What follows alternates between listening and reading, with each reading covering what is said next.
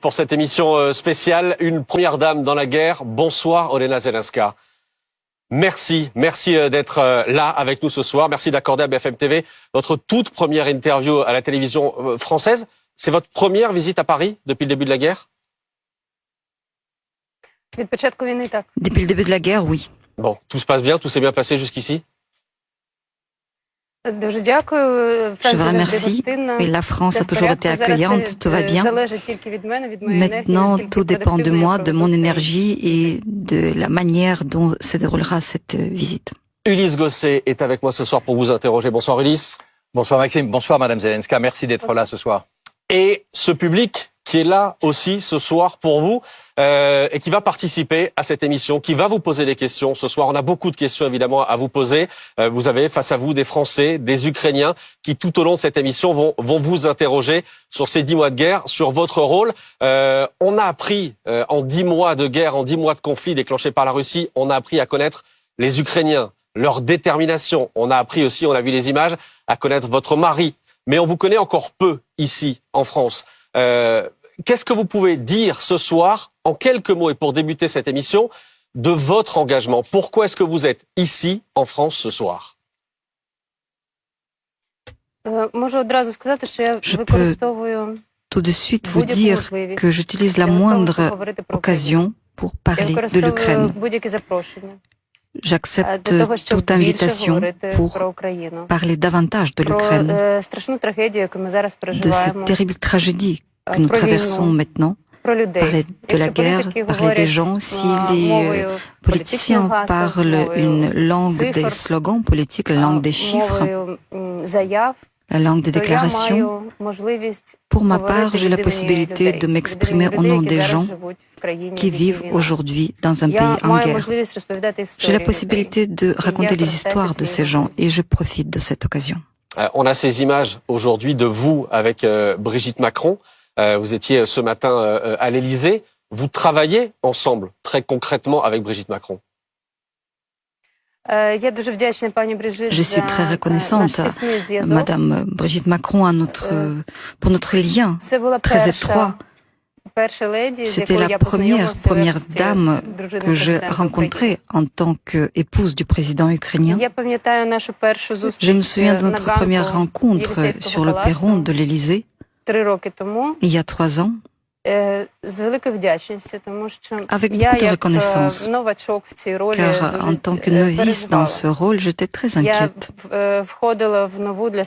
J'entrais dans un nouveau rôle pour moi, dans une nouvelle société, et elle, en tant que femme, m'a beaucoup soutenue. Elle m'a donné de l'assurance. Et maintenant, dans cette étape de guerre à grande échelle, je peux dire que notre amitié ne fait que se renforcer.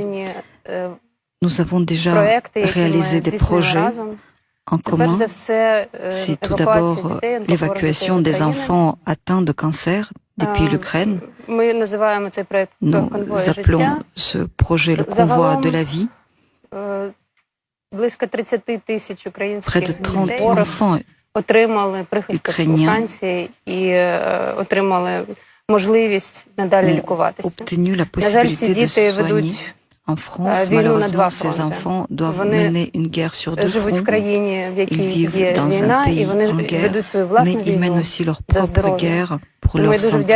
Par conséquent, je suis très reconnaissante à nos partenaires et en particulier à Madame Macron d'avoir non seulement tendu la main secourable, mais d'avoir fait beaucoup de choses pour nos enfants.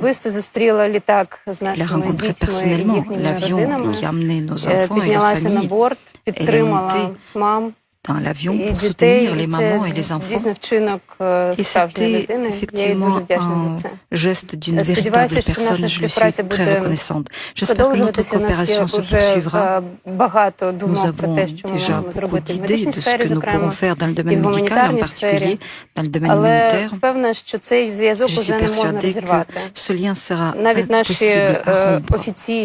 Même nos rencontres officielles ne sont plus si protocolaires que cela. Nous pouvons parler l'une avec l'autre comme des amis.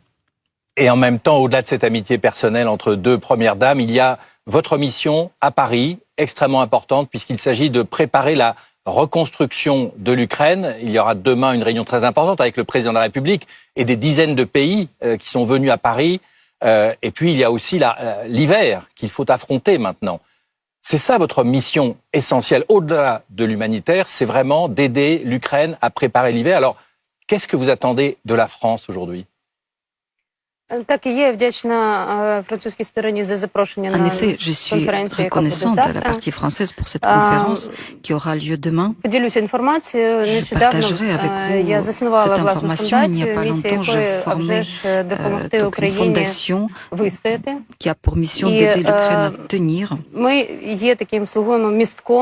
sommes une sorte de pont entre les gens et les organisations, les sociétés, les milieux d'affaires à l'étranger qui souhaitent aider l'Ukraine et les Ukrainiens qui ont besoin de cette aide. Demain, pendant la conférence et le soir, nous avons un événement autour de la fondation. Je parlerai en particulier de l'aide à l'hôpital d'Izium, dans la région de Kharkiv. Cet hôpital est dans un bâtiment à moitié détruit qui a besoin d'être restauré. Parce qu'à peu près 150 000 personnes avant la guerre se soignaient dans cet hôpital. Aujourd'hui, leur nombre a diminué, mais les gens reviennent, les gens ont besoin d'être soignés. Mais au-delà des Français qui aident l'Ukraine, au-delà des médecins et des familles qui accueillent les Ukrainiens, il y a, je crois, vraiment ce besoin d'aide des entreprises françaises. Vous lancez un appel aux businessmen français, c'est pour cela que vous êtes là, ici, à Paris ? Bien évidemment. Business, людям, people to people. Зараз є величезна потреба в Україні, як ви знаєте, взимку тих aujourd'hui en Ukraine dans les Ми маємо повернути людям тепло. І ми дуже сподіваємося на результати завтрашньої зустрічі, про те, що ми зможемо отримувати таку допомогу в більших розмірах, ніж зараз. On est ensemble, Olena Zelenka, ce soir pour parler évidemment de ce que vivent les Ukrainiens, comprendre ce qu'ils vivent, les bombardements par les Russes depuis 10 mois, évidemment le froid et les difficultés de l'hiver. Mais je le disais, c'est votre première visite ici en France depuis le début de la guerre et les Français vous connaissent peu encore. On a donc demandé à une de nos journalistes de brosser votre portrait ce soir, de vous présenter. On regarde les images, c'est préparé par Stéphanie Zenati et on en parle ensuite juste après. Elle est devenue une figure de la résistance dans son pays. Olena Zelenska, 44 ans, la première dame ukrainienne. Ici, elle prend la parole en Grande-Bretagne, là, aux États-Unis. Я зараз прошу річ, яку я б ніколи не хотіла просити. Я прошу у вас зброю. Olena Zelenska en première ligne, elle qui est réputée pour être plutôt discrète. Productrice et scénariste de télévision, elle a toujours vécu dans l'ombre de son mari, comédien. Mais en 2019, lorsqu'il est élu président, il l'a fait passer de l'autre côté de la caméra et lui offre le rôle de première dame de l'Ukraine. That is my love and that is my best friend, so that is my energy. La voici ici à ses débuts, en visite à Paris, tétanisée, aux côtés de Brigitte Macron.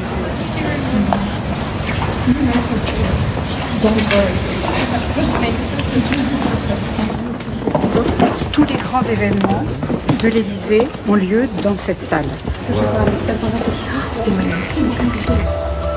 Depuis, Olena Zelenska a pris de l'aisance. 3 ans plus tard, c'est elle d'ailleurs qui rassure son pays tout entier lorsque la guerre éclate. Aujourd'hui, je ne vais pas paniquer et pleurer. Je serai calme et confiante. Mes enfants me regardent. Comme pour donner l'exemple, cette mère de famille reste en Ukraine, loin de son mari, dans un abri avec leurs 2 enfants. Chacun de son côté, le couple utilise alors une arme qu'il maîtrise à la perfection, la communication. Я хочу, щоб ви поглянули на ці фото і ваше абстрактне уявлення про війну в Україні стало реальним. Une réalité devenue son quotidien depuis presque un an. Olena Zelenska, on vous décrit dans ce portrait à l'instant, discrète, tétanisée même quand vous arrivez pour la première fois à l'Élysée. Tout ça, c'est terminé. La guerre vous a transformé ?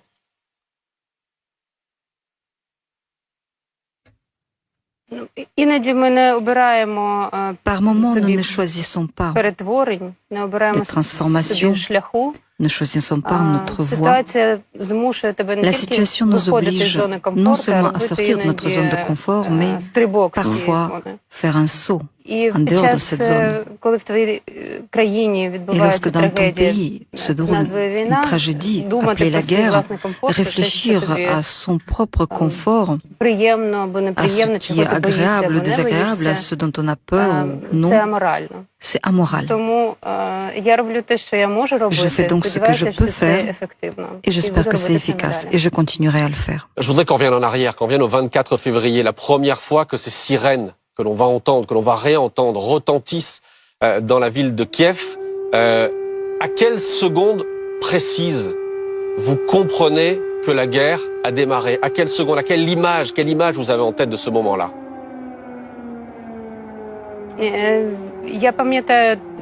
Je me souviens de la nuit derrière la fenêtre, parce que je crois que c'était à 4h30, 4h50 du matin, il faisait encore nuit. La première chose que j'ai entendue, c'était des bruits étranges qui ressemblaient à des explosions. Ma première pensée était que peut-être il s'agissait d'un feu d'artifice. Après, quand tu regardes l'heure, tu comprends. Au début, on n'a pas envie de croire qu'il s'agisse d'une véritable guerre, que cela a commencé, mais cette compréhension arrive très vite et tu comprends que toute ta vie, telle que tu l'imaginais, a pris fin. Je rajouterai aussi que ce jour, nous n'avons pas entendu des sirènes. Le système d'information de la population, des alertes a commencé à fonctionner bien plus tard. Nous entendions seulement des explosions et ne comprenions pas ce qui se passait et où. Qu'est-ce que c'était, qui c'était. Lorsque nous voyions les hélicoptères ou les avions, nous ne savions pas si c'était nos avions ou les étrangers. Est-ce qu'ils nous apportent la mort ou au contraire sont en train de nous défendre? Je me souviens que depuis la fenêtre de ma maison, j'ai vu un avion qui volait très bas. C'était effrayant car je ne comprenais pas de quel avion il s'agissait. Après, il est devenu clair que c'était sans doute notre avion, mais sur le moment, lorsqu'à une toute petite distance, quelque chose vous survole, une grande machine qui peut porter la mort, c'est extrêmement désagréable. Et vous comprenez à ce moment-là aussi que la guerre a commencé parce que cette nuit-là, votre mari a disparu. Il n'est plus à vos côtés. Il n'a pas disparu, il n'était tout simplement pas là à mes côtés. Je l'ai retrouvé une minute plus tard dans la pièce voisine. Il était déjà habillé. Il est parti travailler. C'était la dernière fois que je l'ai vu en costume et en chemise. Le reste du temps, vous savez à quoi il ressemble. Bien évidemment, je lui ai posé la question sur ce qui s'est passé. Il ne m'a dit qu'une seule chose, ça a commencé. Ça a commencé. Tout est devenu clair. À ce moment-là, pour vous, il y a une décision à prendre. C'est de savoir ce que vous pouvez faire avec les enfants, rester ou partir avec vos deux enfants, Alexandra et Kirilo. La question ne se posait pas. Je ne l'ai pas décidé. Nous n'avons même pas discuté de ce sujet avec le président, qu'est-ce que nous allons faire si cela allait arriver. Je n'avais aucun désir de partir, que ce soit, ou fuir. Tout d'abord, c'est humiliant. Ensuite, il n'y avait pas de projet comme ça. Je vous le dis en toute franchise. Mais quand même, vous avez dû quitter la capitale pour vous mettre à l'abri. Et vous savez que plusieurs pays, dont la France, vous ont demandé si vous souhaitiez, par exemple, être évacué, exfiltré vers l'ouest, et votre mari a refusé. Vous-même, qu'est-ce que vous avez fait donc après le début de la guerre? Premièrement, on m'a obligé de quitter Kiev parce que il y a eu des moyens qui ont été mis en place, des moyens de sécurité dont je n'avais pas influence. On m'a interdit d'être près du président. on devait se trouver dans des endroits différents. Personne ne m'a fait comprendre pourquoi c'est comme ça. Tout s'est passé très rapidement. Et concernant donc l'aide qu'on proposait au président et qu'on me proposait de partir, je l'ai appris plus tard parce que pendant quelque temps, nous n'avons pas de contact entre nous. Nous n'étions pas en contact, mais personnellement, on m'a proposé mes collègues, entre autres, d'autres premières dames, tant que j'avais la connexion, elles me proposaient leur aide, tout le monde téléphonait, on m'adressait des mots de soutien et c'était très important en ce moment-là d'entendre les voix de l'ami. Elle vous a proposé de venir en France? D'après ce que je me souviens, oui. Mais premièrement, je ne pouvais pas prendre cette décision personnellement. Et j'étais pas en contact avec le président et je n'ai jamais voulu quitter le pays parce que je pense que ça aurait pu être un très mauvais signe pour notre société et je pense que nous avons fait une bonne chose. On a vu à l'instant votre mari dire au tout début de la guerre qu'il était la cible numéro 1, mais que juste derrière, c'était vous. Vous étiez la cible numéro 2. On a vu en préparant cette émission à quel point il y avait des précautions en termes de sécurité autour de vous, et c'est peu de le dire, les gardes du corps, le fait d'avoir vérifié ne serait-ce que le matériel qu'on vous a confié pour préparer l'émission, notamment ce micro, etc. Vous vous sentez en permanence en danger aujourd'hui? C'est ça aussi qui a changé pour vous?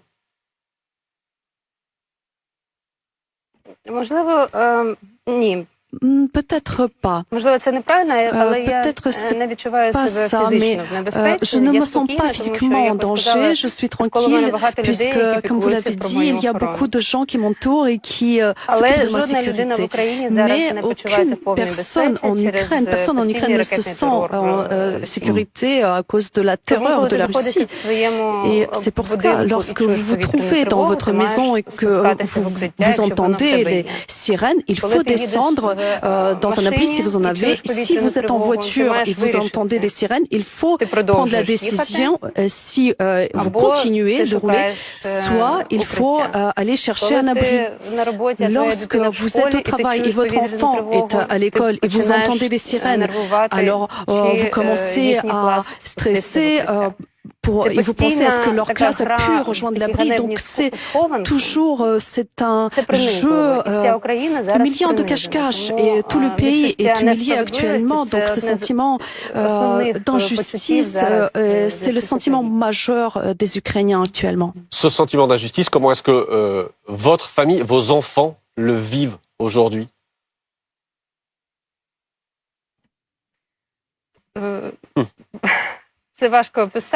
C'est difficile à décrire, vous savez, c'est très compliqué. Nous sommes tendus en permanence depuis 10 mois. Plus de 10 mois. Et si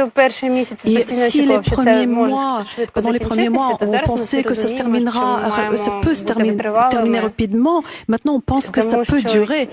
Et parce que nous ne savons pas quand est-ce que ce marathon pour la vie prendra fin. Et d'une manière ou d'une autre, on s'habitue, on s'adapte. Mais par exemple, aujourd'hui, cette nuit, je me suis réveillée à l'hôtel à Paris.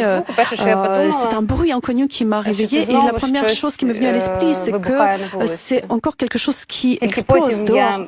Ce n'est qu'après que j'ai compris que je suis en sécurité. Actuellement, nous ne pouvons pas nous permettre de se relâcher. Parfois, nous faisons des choses habituelles, les enfants vont à l'école, nous allons travailler, mais ce n'est pas une situation normale. On nous a pris ce sentiment de normalité. Et vous vivez, on sait que vous avez été séparés, que les enfants et vous ne pouviez pas vivre avec Volodymyr Zelensky au début de la guerre. Est-ce qu'aujourd'hui vous êtes réunis comme famille? Toujours pas. Non, nous ne sommes pas réunis, nous vivons à part avec les enfants et Volodymyr vit dans son bureau. Parfois je peux le voir parce que je lui rends visite à son bureau. Les enfants peuvent le faire plus rarement et forcément leur père leur manque. Je voulais simplement vous demander, est-ce que vous pensez que Poutine et les Russes ont voulu éliminer votre mari? On sait qu'il a voulu l'exclure du pouvoir et prendre le contrôle de l'Ukraine. Est-ce que lui-même était menacé physiquement? Est-ce que vous-même, vous avez pensé que vous étiez menacé et que Poutine voulait vous éliminer physiquement?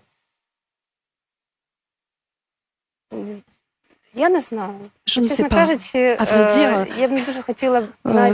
je n'aimerais pas penser, réfléchir à ce genre de choses, leur donner une chance de penser à ça, même s'ils ne pensaient pas du tout à ça. Moins on en parle, plus on est en sécurité. Olena Zelenska, vous avez accepté de dialoguer aujourd'hui. On va le faire avec le public qui est ici présent. Et on va se tourner d'abord vers Irina. Irina, où êtes-vous? Irina, vous êtes là. Bonsoir, merci d'être avec nous. Vous êtes ukrainienne, vous vivez en France depuis une quinzaine d'années maintenant. Et vous avez ce soir une question pour Olena Zelenska. Добрый вечер. Bonsoir. Bonsoir.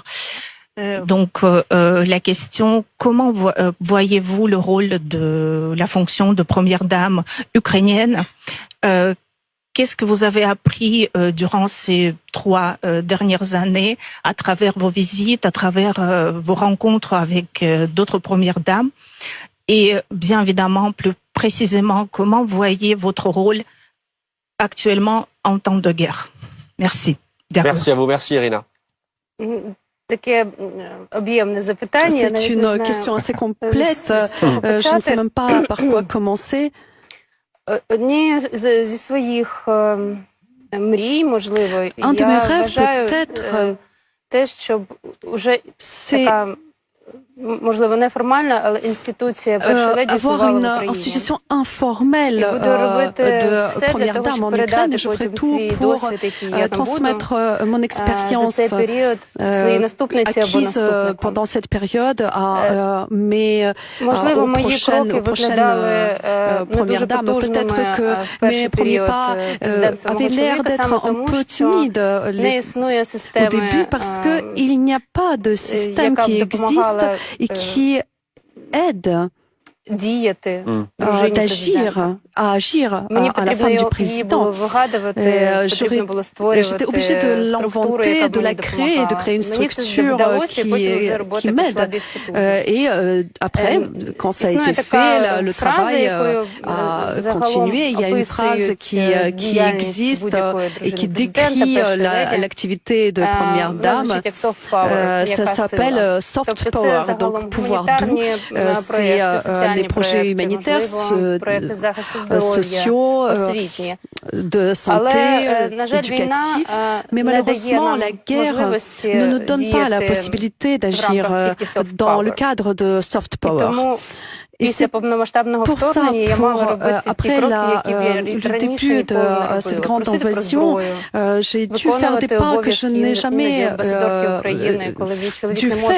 pu faire, d'être ambassadrice du pays au moment où mon mari ne peut pas quitter l'Ukraine. Je ne peux pas dire que je rêvais de faire ce genre d'activité, mais je sens qu'on a besoin de moi ici.